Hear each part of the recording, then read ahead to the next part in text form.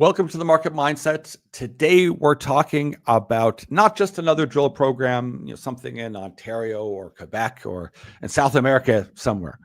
We're talking about the ocean floor and about national security and about a company that has, arguably might redefine the entire mining sector. And that is the metals company, TMC on NASDAQ. Now, originally, I've actually seen a presentation on this years ago, and it was called Deep Green or Deep Green Metals. Back in 2021, Deep Green Metals executed a SPAC. Interestingly enough, this is one of the very rare or few SPACs that has done so well. A SPAC being a special purpose acquisition company. They did a merger with Sustainable Opportunities Acquisition Corp. As part of that transaction, they merged to make the metals company, and became trading right under NASDAQ. They knew what they were going for. They knew they wanted U.S. backing and U.S. support for a number of reasons. In part because what we'll get into is that the jurisdiction issue is a major one when you're talking about deep sea or ocean floor mining. So let's just kind of take a step back here and remind people what a SPAC is. They're certainly not as popular anymore, but they had a big run. And like I said, most of them didn't really work out, but they were kind of called like a blank check company. And it was a publicly traded company created with no commercial operations of its own. And its entire purpose was to raise money through an IPO and then use those funds to acquire or merge any existing private businesses or even public ones. And that SPAC, became, TMC here, and it did well. I think it raised about $300 million in 2020, with the sole mandate of finding a green ESG alignment target. And in March 2021, they announced that merger with SOAC. And at the end of the day, this is mining or extracting these nodules or seafloor polymetallic nodules, which contain nickel, cobalt, manganese, and copper, all of which we know are needed for any of the electric revolution, all of the batteries and whatnot. Arguably, the phosphate angle has a huge factor in regards to nickel and types of batteries you're going to use, but that's a bit more detail. But this sounded outlandish, and I remember sitting, I think it was in Minds of Money in London, hearing this, and I was fascinated by it because I thought, if this is factual, and this was 8 years ago, this is very interesting. It's very compelling. It came with a lot of big question marks, like, well, you're in the middle of the Pacific Ocean. Oh, is that maritime law, or whose land, whose law, how's this going to look and whatnot? But in any event, I kind of lost touch with it to some degree because I thought there was a lot of issues, but it got a ton of backing and it got a lot of big, significant backing. And today, as we see, I think it's a $2 billion company doing fantastically well. And they've really broken the mold, not just because their mining modules 4,000 to 5,000 meters under the Pacific, but also the way they've approached it with interaction of government and geopolitics. And it's a very interesting. So they have had to deal with both Trump, Biden's IRA, Trump's new program. They also had to deal with Nauru, which is a nation or a country in the Pacific there, having a sponsorship deal with them. They just did a $23.6 billion PEA, which looks robust. And we've got them a strong drill sheet score, which we'll touch on here when we keep chatting about what this is. So essentially the Deep Green story, it's all focused on this area called the Clarion-Clipperton zone. They've been doing work there, them being Deep Green or the metals company, because they transitioned over. It's many of the same crew. They've added to the board, but it is some of the same people involved in this.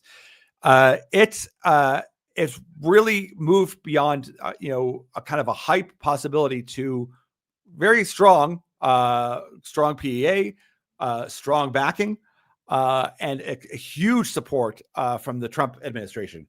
Now, one of the things we have to look at is, why is this small little country called Nauru so important in this? Well, one of the things before we even talk about that is that an interesting thing about Nauru, and this ties into mining in general as well, is Nauru, this small little nation that's still, it's closer than a lot, but it's not that close to this Clarion deposit. It was known like globally back in the day, like 1920s, 1910, 1940s, throughout that period of time, of being a massive and pure, rich phosphate deposit. We talk a lot about phosphate. We hinted at earlier as well regarding phosphate in the lithium graphite batteries. But this was more in regards to phosphate for fertilizer for food. And it was really kicking it out there. Like early 1920s, they were exporting about 200,000 metric tons a year, mainly going to the east there, Australia, New Zealand, other countries around there, some Asian countries as well. Massive result. I think by the time Nauru got its independence in 1968, total phosphate exports had surpassed 35 million metric tons. This is not a huge island, by the way, as well. So this, would be a time when you'd say, well, I bet you Nauru didn't, do that well because of this. No, it didn't. And by the time it hit its independence, it had really kind of lost its resource. It is one of those unfortunate textbook cases in which their rich deposit had kind of been, exploited and removed and stripped, and done arguably. I won't get into the details. Not under the strictest environmental guidelines, and has caused massive environmental devastation to the poor country. Over 80% of the land was stripped and arguably rendered unusable. And that really led to economic collapse for the country. So they're obviously in a situation, and for quite some time, because their big, rich deposit of global significance was farmed out, was exploited, and they didn't really gain from it. So in comes this next possible solution, where this Deep Green or the metals company has entered into an agreement with them, because you need to have a sponsoring company in order to even take the steps towards mining this underground bed of water. And I'm not going to get into too much of the details in regards to what that looks like, because there is an ISA underwater kind of legal framework that's being put together currently. And believe me, there are a lot of people that are jockeying and working with that body in order to stake claims in order to make this happen, essentially. But just one second, I missed a couple things too here in regards to Nauru. There's only 13,000 people here. This is very tiny.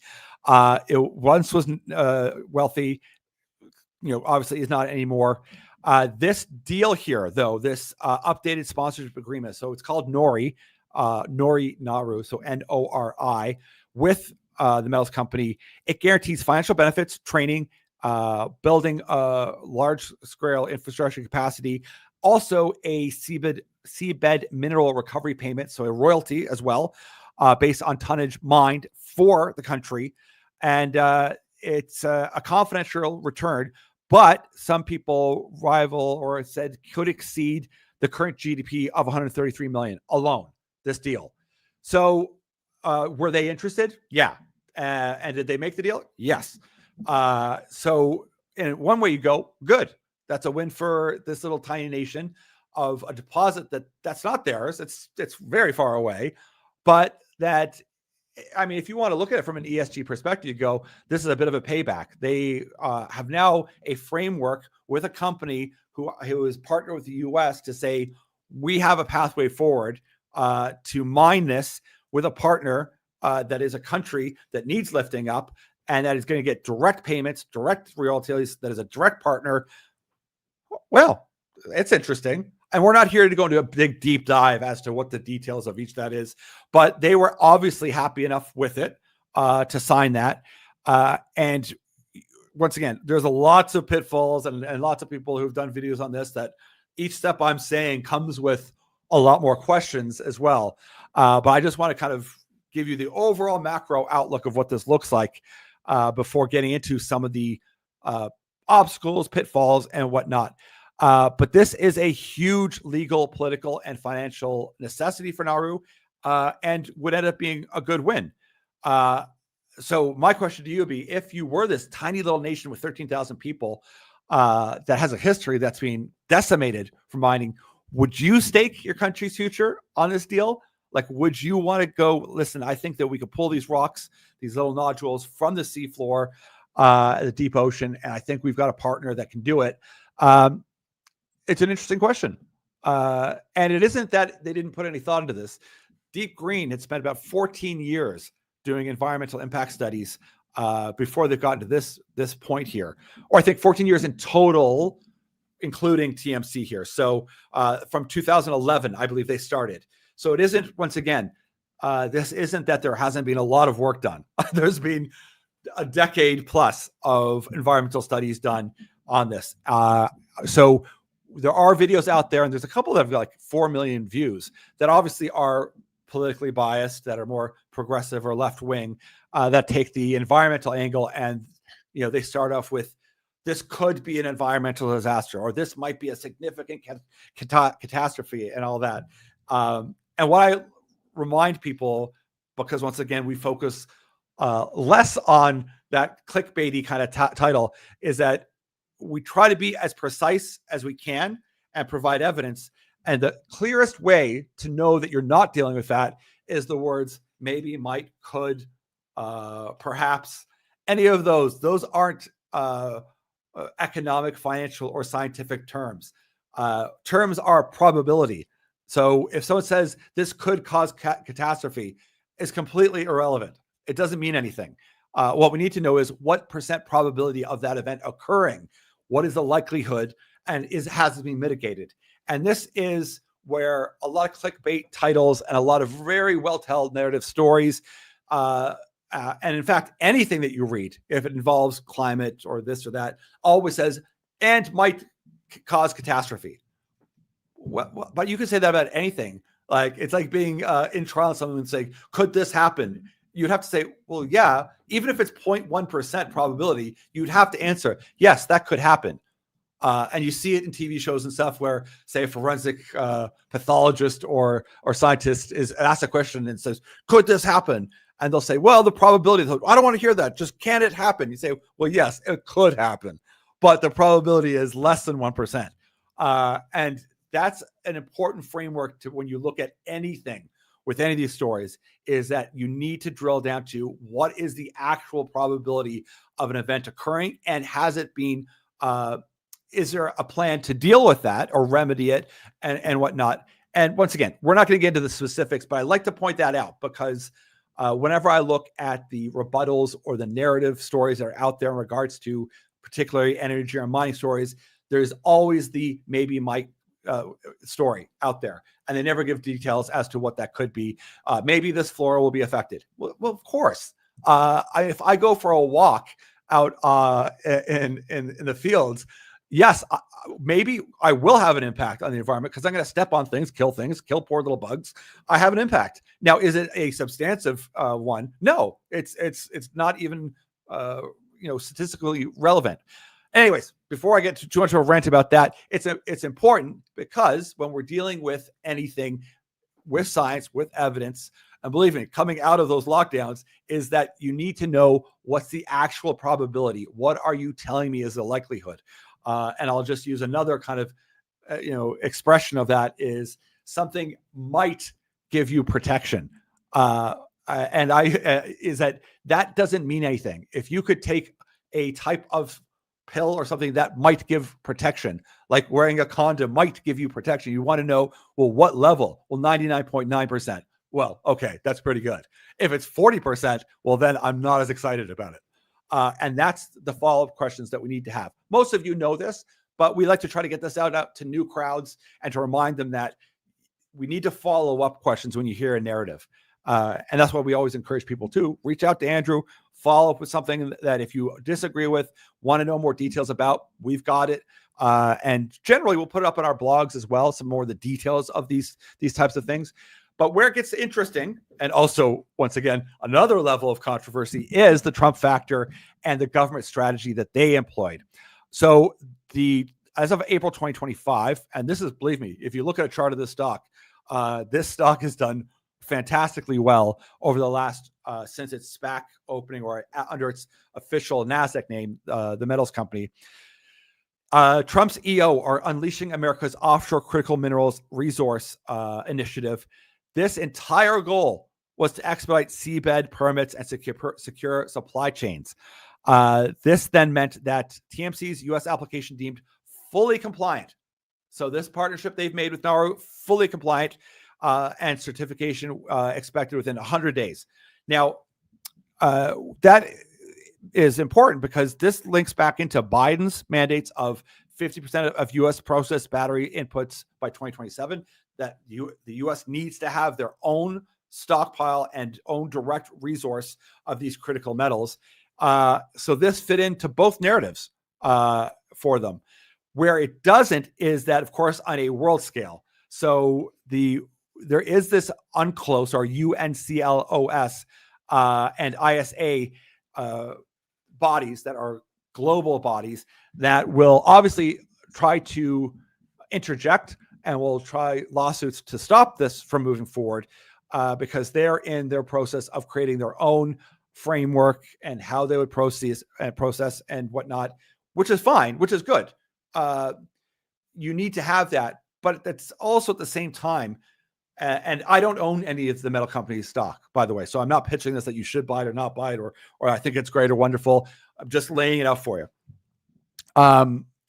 Setting up an international body that is going to then apply new rules is just another layer of bureaucracy that already exists out there.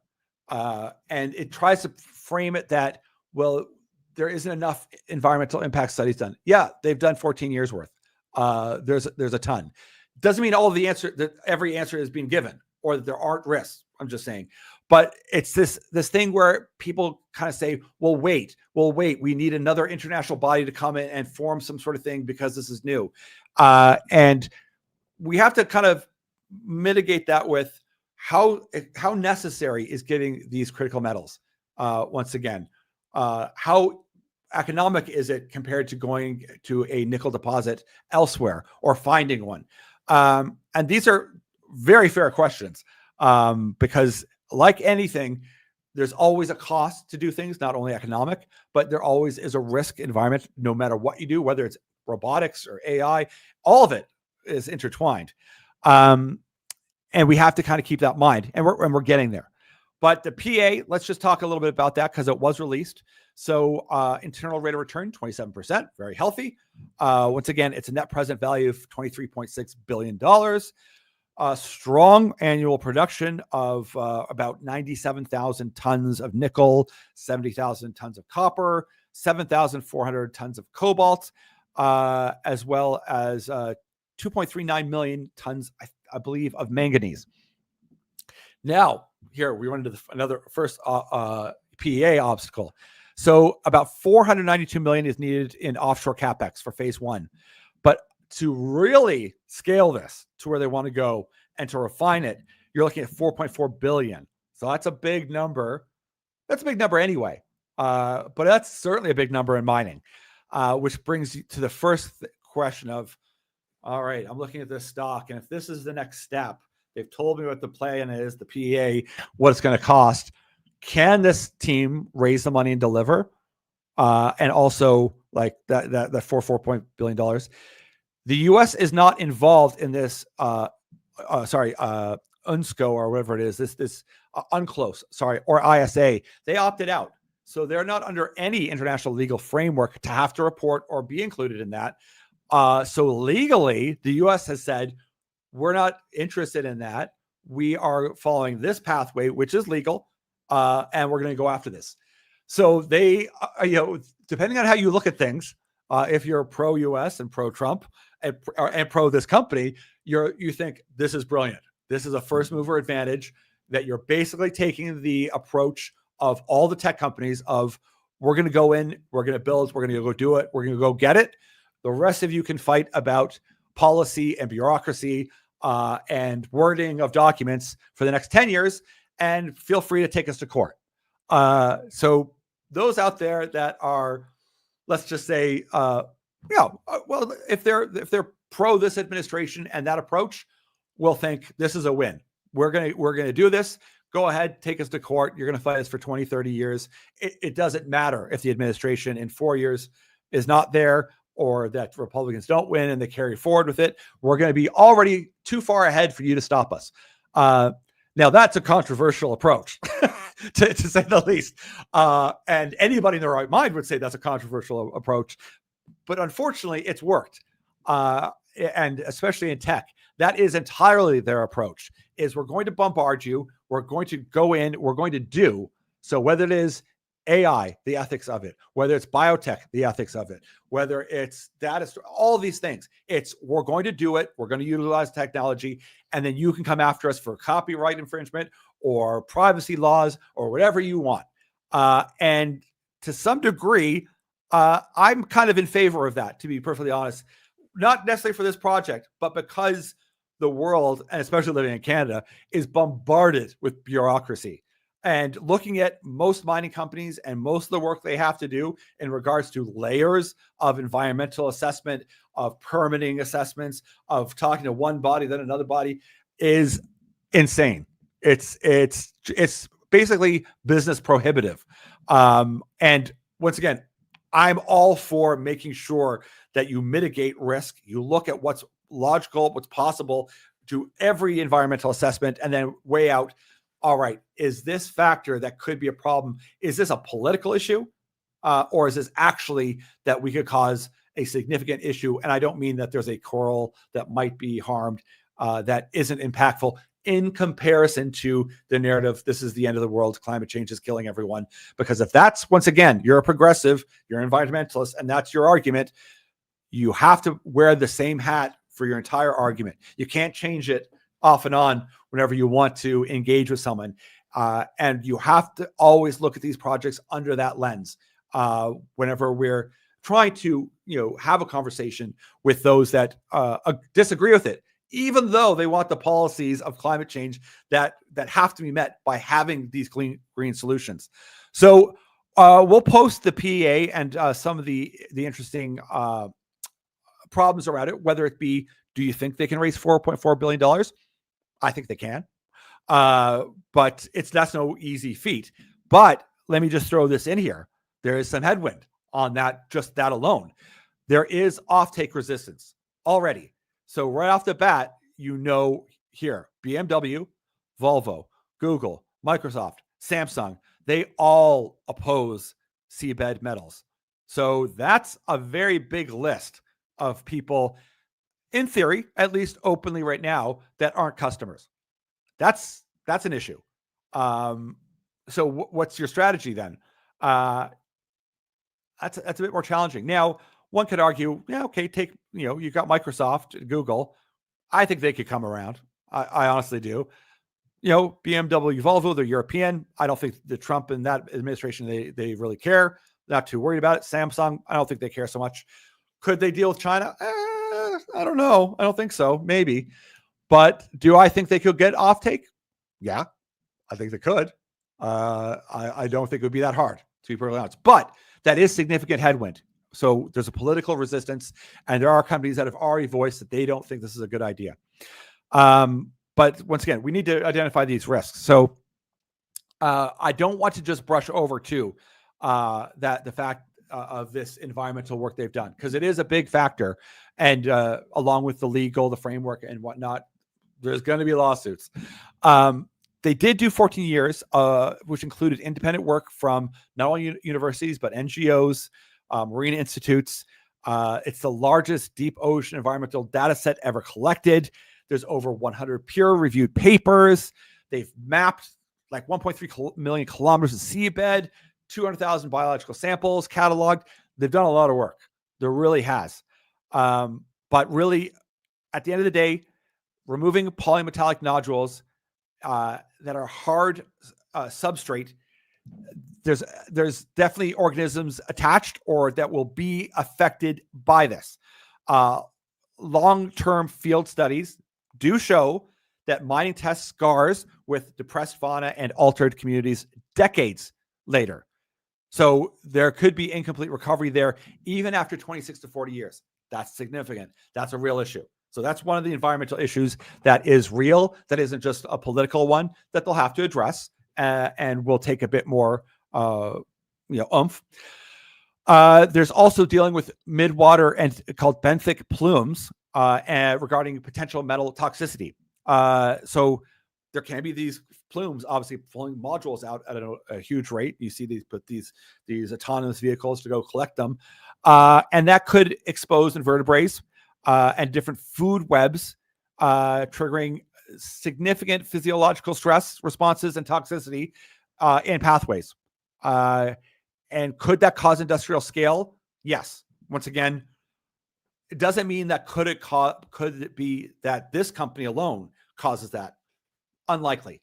But the issue is that once one company goes in, all the others that are staked around there are wanting to come in. So you have to look at this as it's not just a one-off company that wants to go do this. If they're allowed to, there's going to be 100 following them. And they're all going to get funded. They're all going to go after it. What does that look like? And it's like, okay, that's significant now. And then, of course, once again, that cumulative basin scale disturbance, all the multiple stressors, all of these machines, and this is where people are thinking where it could go, all of these autonomous vehicles cruising around the floor bed, all the noise they create. I mean, people complain about the noise that the wind towers do, turbines do, and the effect they have on ocean species and whatnot. Imagine all these out in the middle of the Pacific. That's going to have an effect. It isn't that it's not. I mean, you don't have to be a scientist to know that noise pollution, that kicking up the disturbance, that will have an effect of what magnitude. That has to be done a bit more of the scale of disturbance that could cause. So, and I wanted to throw in those three, not because I'm dissing the project or dissing seabed mining. Every project, whether it's deep sea drilling for energy or whether it's hard rock mining in Nevada, it doesn't matter. They all have risks and they all have environmental risks and they have to be looked at. But we wanted to just make sure that we looked at three real credible ones that step away from the maybe might zone of political bias to lay out a framework here of an interesting story that, depending on how you take it, is a comeback story for an entire country, Nauru, where they could literally become very wealthy very quickly and have a partner for decades and really build up an infrastructure for their country. It would be not just a second wind, it would be a renaissance for this country. And that, if you told it as an ESG story of capitalism coming back, the past exploitation from the 20s, 30s, and 40s to this synergy and working with a stakeholder and working with the community, this whole country you're working with, providing royalty streams, infrastructure, all of this money. That's a good story. That's a great angle. So is there that possibility? Yeah, that's a story that one could focus on. Could someone take the angle that, no, this is just another exploitive abuse of, piggybacking off of a country that's near there just to get a sponsorship in order to go get the resource? Sure, you could spin that story that way as well. Harder to spin because the country wanted that agreement and they went into the agreement with the metals company, so they see the benefit they're getting. But you could spin that story nonetheless. But for us, we are fascinated by it because it's done so well. It's moved from a concept and really it leapt forward because there was working synergistically and aggressively with the current U.S. administration. And it's almost as if they sensed that there was an openness and willingness with that government in particular to acknowledge how important it is to get critical metals out of the ground or out of the seabed, rather than all the other progressive countries that they talk about it, but they don't really have any interest in really going after it. We've seen a plan by Carney. Hopefully we'll see what the details are to flesh it out, and if it happens. But this is the ultra aggressive style of we're doing it, very American, and we're just going to go for it. So it depends on the type of, I guess, mentality you have, and also how urgent you think the issue regarding critical metals is, and the energy transition and the environment is. So it's a great company because of the many facets of international law, of the environment, of mining in general, of the current role of the current administration and its own tariffs and struggles and bulldozing forward compared to the bureaucracy of far left administrations that like to just meet and talk about things for decades on end before taking any action or actually doing any work. There's a big dig from me. In any event, we could go on and on and on about this, but we did want to finalize with the drill sheet model that we've done. I won't go into the details of how it came up with the score, but it gave it a 72 out of 100. That's a very strong score. Of course, issues that our model had identified very quickly was market sentiment. Even though the stock is doing well, the market sentiment is very, very, very sensitive. Also, the metallurgical profile. A lot of the other things are good. The geology and continuity, the efficiency, the royalties, the system they set up, the structure, the management team. There's a lot of plus there. I think they've got $116 million in cash. Financial strength. There's good catalysts coming forward. There's lots of positive. But those two right there alone, the metallurgy, you have to keep an eye on for, and we will. But you also need to look at the market sentiment. This one's going to be very, very, it's political. This one's ultra political. So anyways, we found this one fascinating because it touched on all those things. Far too much to talk about for a half an hour or a rant that I like to do here, 35 minutes. But we just wanted to throw out a bunch of the ideas out there because it is a fascinating topic. And those are the ones we like to talk about. And we love to get in front of people because it makes people, it forces them to look to see where are we going to get these resources. Everyone has to acknowledge we need them. How are we going to get them? And what's at stake? And put it all together. So we love having you. This is the end of August, everyone. The slowest time of the year for us. A big long weekend here before Labor Day, and kids are back to school. And then business really kicks into high gear. We have pretty high anticipation if you have the next few months to come, not only from gold. These gold producers are doing fantastically well. We're very happy with what the drill sheet model is showing us and telling us. We're going to be pumping out a large number of those for our paid subscribers. And we'll give you teasers here and there of ones we like. But things are looking very good in the mining space, even for the juniors. Those ones that are high scorers are looking pretty exciting right now. And there's lots of catalysts coming for the next few months. So thanks for everyone for joining us. Take a look at our drill sheet model. We'll post this one here for free as well, and we'll give you the details as to why it scored for each one of those 10 factors. Thanks so much for joining us, and we look forward to seeing you next week.